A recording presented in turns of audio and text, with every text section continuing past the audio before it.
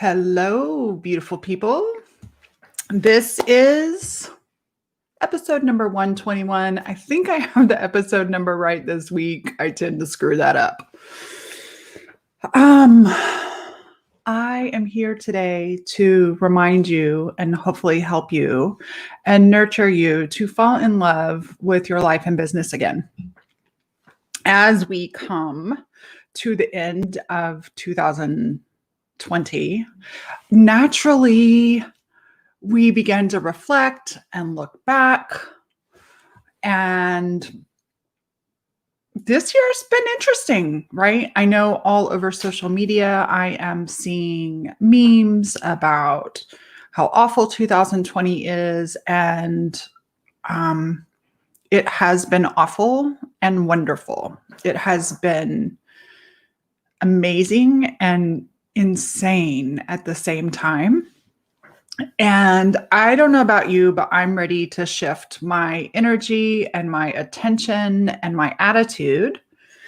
And so I wanted to share an episode about falling in love with life and business again. And originally I was going to call this "Don't Let 2020 Steal Your Ambition or Your Plan." And I've had a really good 10 days, and I had scheduled earlier this morning to record this podcast episode, and life happens. And so this morning, and it was actually perfect because it gave me the opportunity to exactly practice what I'm going to preach to you guys today. And this morning, I got news right as I was sitting down to kind of outline my episode today. And I got news that one of my all-time favorite musicians passed away, Hal Ketchum. And Hal Ketchum is a Texas singer-songwriter. He's in he's a badass. And I have spent many small town Saturday nights listening to his music, dancing. Actually got to meet him a couple times. My husband sat and had beer with him at a bar one night when we were at a concert and the music or the power went out. And I shared really special, sacred times at Hal Ketchum concerts with my husband, with my soul's echo, Malia. Excuse me, my nose is running all of a sudden, and her husband, Jack. And those of you who know me know that like music isn't normally my language, except for a few people, and Hal Ketchum is one of them. And so I was listening to his music this morning, and I just allowed myself to feel. I don't always cry when celebrities die. But I have a lot of experiences tied up in this man's music. And as I was listening this morning, one of his songs came on, and the lyrics said this: "Let's put aside all the pain and sorrow. Stop talking about the way things might have been. Tonight we might just fall in love again." And so I want to share a few lessons that have helped me regain my perspective and my mojo, even though the world around us is still topsy-turvy a little bit. So the first one is, and this is what I got a chance to do today, there's a concept that life is awesome and life is shit. Like there's a lot of things to really be grateful for. I have clean running water. I have a computer. I have technology. I have clients.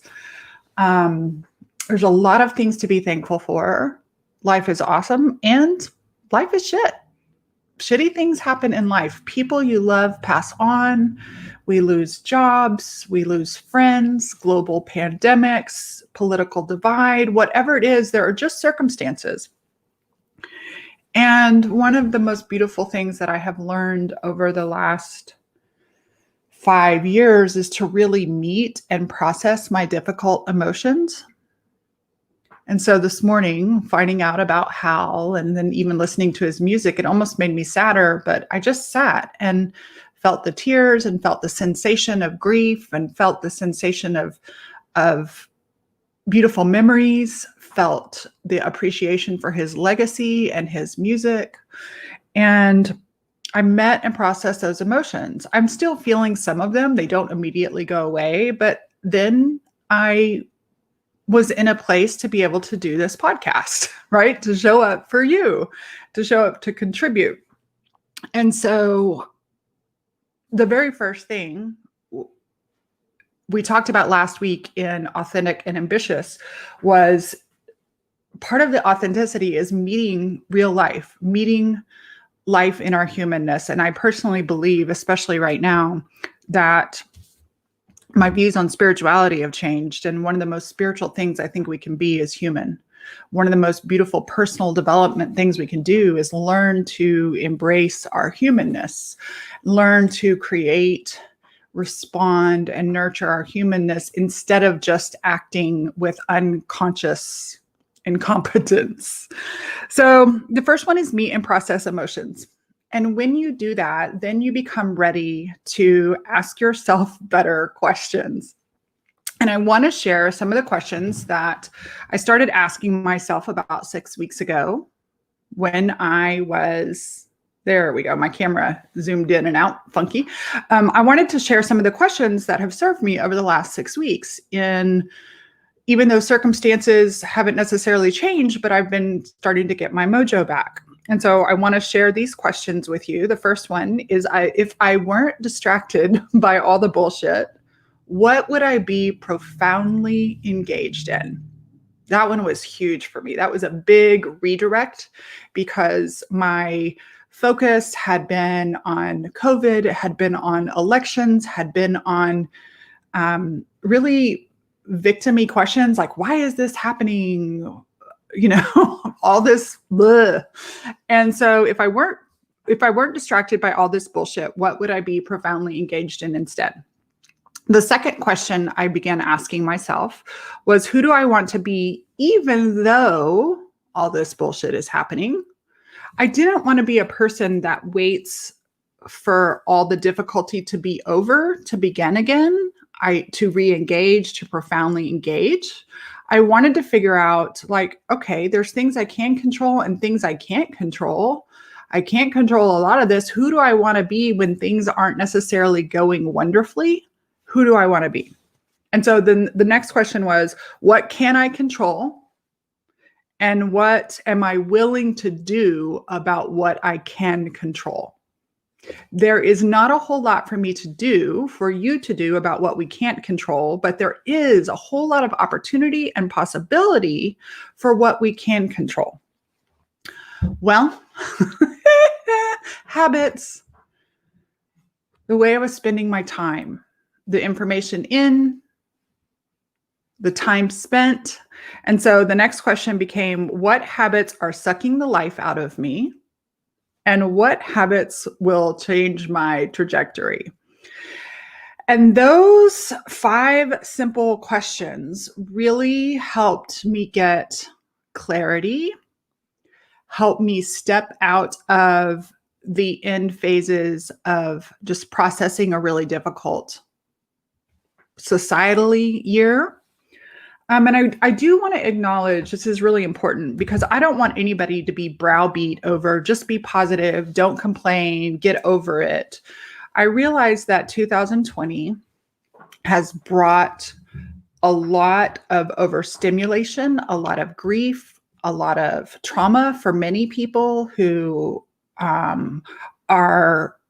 their work, their livelihood is threatened, for many people whose health has been threatened. With everything that's going on, for many people who are struggling in their own family relationships with political divide or friend relationships.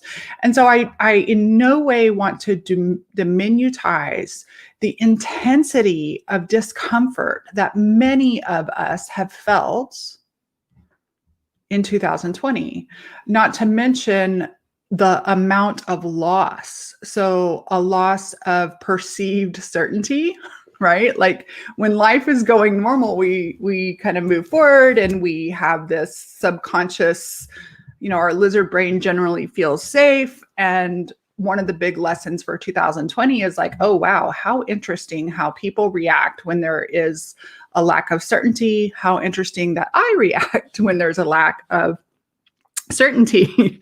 And let me take a breath. So that, and then the second thing is that many people have experienced a lot of loss. So not only loss of certainty, but loss of experience, loss of business. And so there's a lot of grieving going on. A lot of grieving going on. And because it's been an extended period of time, I think this is different. You know, for many of us, especially in my generation, we haven't endured something on a national or global scale that has impacted our lives for such an extended period of time. And so that it's a subtle stress versus, like, I know there's lists out there of like the top 11 things that are most stressful in life: moving, getting married, getting divorced, getting a job. And those are events that, you know, can often happen in a shorter period of time. And here we are in this extended environment and circumstance.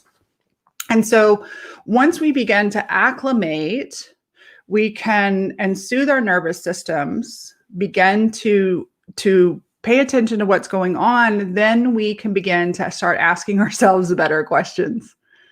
And for me, I knew that I did not want to focus on all the drama anymore. I'm so glad I did, because I learned. And I don't want to focus on the drama anymore. I'm not going to shove it under the rug, but I'm going to really limit my exposure to the bullshit. And I want to intentionally focus my exposure to good stuff. And as I focus my brain and my being to good stuff, which is not found on Facebook, which is usually found in a book, which is usually found in conversations with beautiful people, and which is usually found in maybe podcasts or things like that. Certainly not on the news. My brain is starting to come back online, and my ambition is rising up, as we talked about last week. So I want to check in with you right here, right now. As Hal Ketchum, little tribute to him, said, let's put aside the pain and sorrow. Stop talking about the way things might have been. Tonight, we might just fall in love again. I might have missed part of that. Let's look at tomorrow. Let's look at the next 6 weeks, 5 weeks. I wrote down that there are 5 podcasts left this year. Let's start looking at next year. I know this cracks me up. Normally I do my business plan, and I was always trained to do a business plan in October. And I looked up, y'all, and it's the end of November. Like, I feel like the last normal day was February 11th. I don't know. Where did this whole year go, right? And so as I kind of come up for air and begin to reset and shake off the pain and sorrow and the past of 2020, there are still 6 weeks left in this year. There is still plenty of time to vision and dream and plan. There is still plenty of time to wake back up, to re-infuse your business and your life with joy. So for example, I know a lot of people are feeling lost in America. We have Thanksgiving this week, and I know my husband and I are, we're sad about spending time with our kids and our families, and it's just the two of us. And we can either be miserable about the way it was supposed to be, or we can find joy in new ways of how it could be.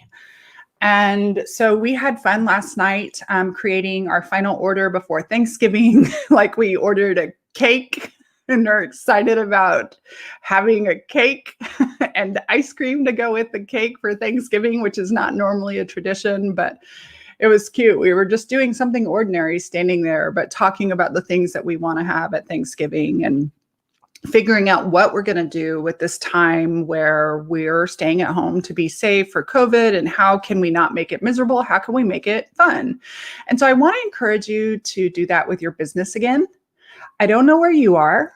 You might be where I was a few weeks ago and like, hell no. Or you might be like, oh my God, please get me back into my business. And so I want to help you do that. I want to help you remember what you're passionate about, what you want to be profoundly engaged in. If you weren't consumed with all this other stuff and you create that space, what comes up for you? What shows up for you? Can you remember why you were passionate about your business in the first place? And if that's not exciting to you now, what is possible in your passion? What do you want to be known for is a question my coach asked me last week. And I know that often, and I teach my Soul Age coaching clients that when things seem overwhelming and our brain is fuzzy and there's too many choices, I really encourage you to pick one specific thing. And so something like, what do you want to be known for in the next 6 months? It doesn't have to be for the rest of your life. But if you could pick one energy or one emotion that you want to feel in your life or in your work over the next 6 months, maybe there's one project that your brain wants to go after for the next 6 months, and begin to contemplate those things and see what happens about your mojo.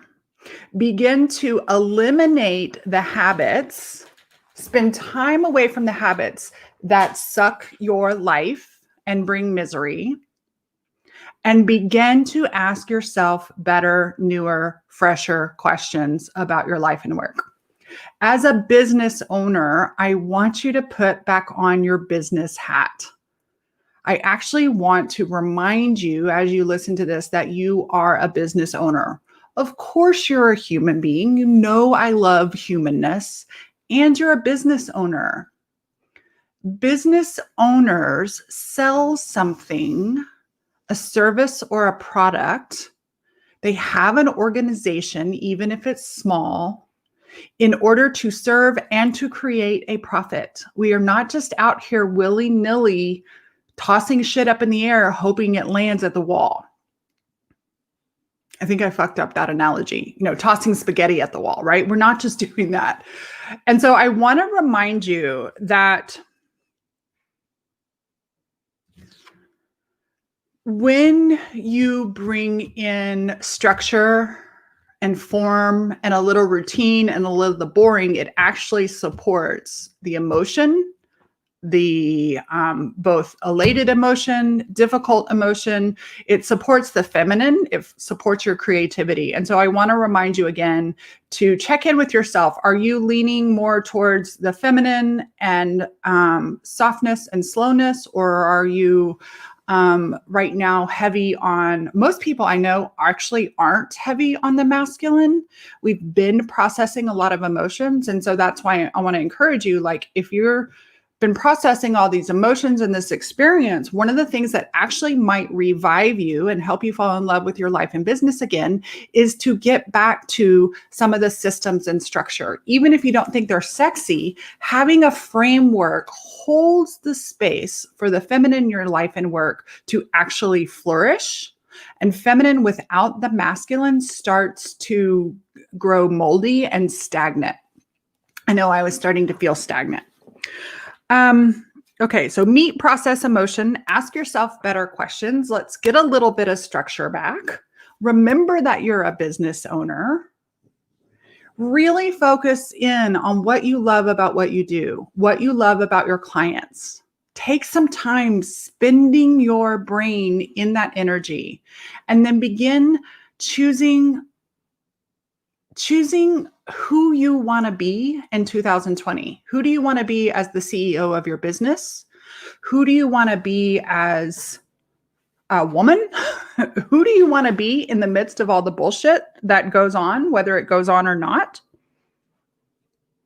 And let me know how that works out for you. Let me know if you can slow down some of these crappy habits that kind of lead you to the muddy waters, and you begin to redirect even 3 or 4% into a little bit more joy,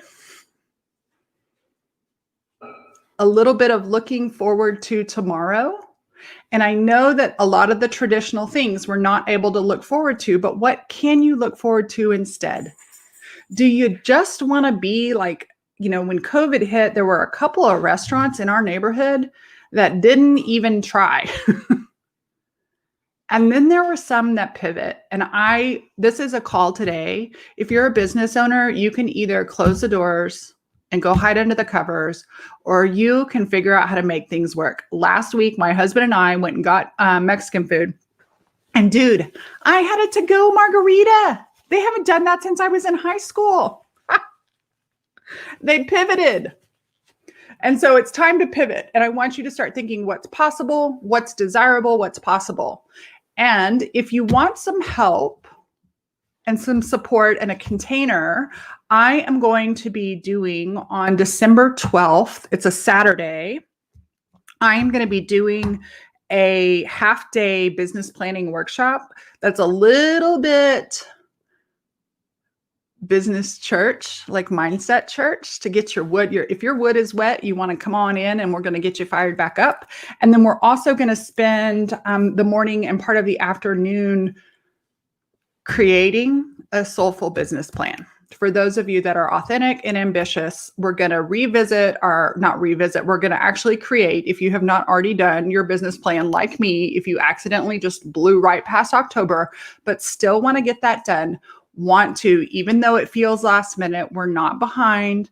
If you want to be a part of that business planning workshop, you can. I do not have the link put up yet. I'm actually not going to create a sales page. I will send an email to my list about it. So if you want to opt into my list, if you want to message me privately and ask me the information, it's going to be a half-day workshop from 10:30 Central to 2:30 p.m. Central.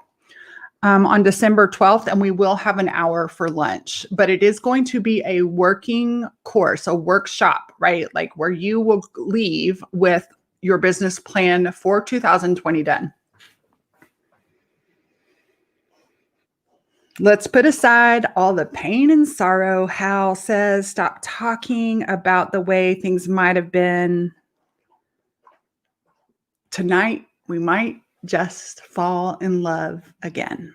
And so I want to thank Hal Ketchum for his inspiring words, for his music, and for inspiring this podcast that even in deep grief, we can begin to look forward to tomorrow. I love you. I appreciate you. I'm thankful for you. Share this podcast with a friend. Pop in a review. And I'll see you next week.